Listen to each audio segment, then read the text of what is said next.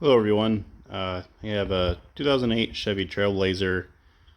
When I turn and hit potholes and such, there's a very loud clanking noise that happens under the feet. So I think it's in the wheel well. So I'm going to take off the tire and see what we got. To take off the tire, pop off the hubcap screwdriver, and then it's a 3/4 inch lug.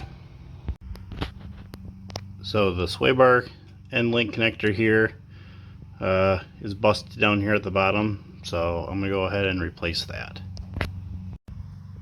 So the two nuts on the top and the bottom were 14 millimeter. You can see that was sheared right off.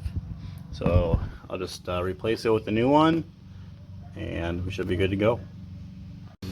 So this is essentially how the new one's going to go in. You're going to have a grommet on the bottom and on the top of each hole, and we're going to go up from the bottom.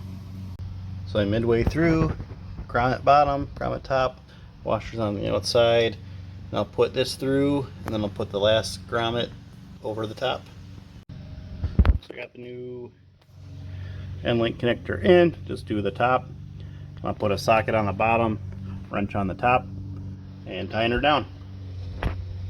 And there's the final product. Put the tire back on and that clanking noise should go away.